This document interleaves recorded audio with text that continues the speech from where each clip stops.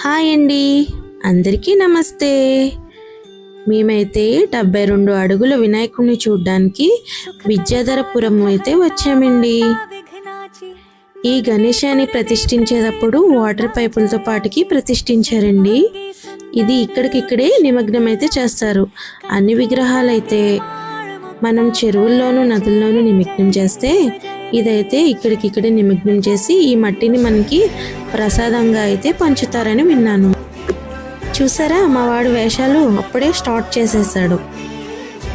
మేము వెళ్ళిన రోజైతే చాలామంది జనాలైతే ఉన్నారండి. ఫుల్ రష్ ఉంది, ఖాళీ అయితే లేదు. 28వ తారీఖున నిమగ్నం చేసే టైం మాకు వెళ్ళడం అయితే కుదరలేదు. అందుకే ఈ వీడియో ముందుగా అయితే తీశాను. కొంచెం లేట్గా అయితే పోస్ట్ చేస్తున్నాను. నిమగ్నం కూడా జరిగిపోయింది. మట్టిని కూడా ప్రసాదంగా పంచారు. నిమగ్నం జరిగే రోజు చాలా మంది జనాలు అయితే ఉన్నారు. ఈ వినాయకుడిని చూడ్డానికైతే అది ఏముంది అన్నట్టయితే మాత్రం ఉంది.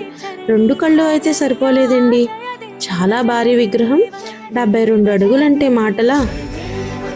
చాలా పెద్ద వినాయకుడు అండి, చాలా బాగుంది.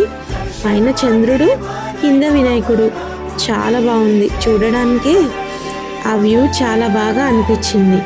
ఇక్కడి నుంచి మేమైతే బయటికి వెళ్ళిన తర్వాత మొత్తానికి వినాయకుడి దర్శనం అయితే చేసుకుని మేమైతే బయటకు వచ్చేసామండి. లైటింగ్ చూసారా ఎంత బాగుందో, చాలా బాగుంది. ఇదిగోండి మా అబ్బాయి అయితే తను మట్టిలో ఆడుకుంటూ తూమ్ టకాక టమ్టమ్ అనుకుంటూ వేళ్ళు పెట్టి ఆయన ఇష్టం వచ్చినట్టు ఆయన ఆడుతున్నాడు.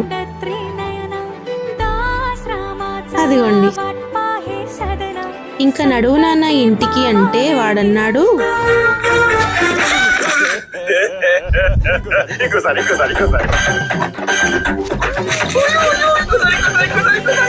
ఇంకోసారి అంటూ ఇలా ఆటలాడుతూనే ఉన్నాడండి మట్టిలో. బాయ్ బాయ్ అండి, లైక్ చేయండి, సబ్స్క్రైబ్ చేయండి. Bye bye Ganesha.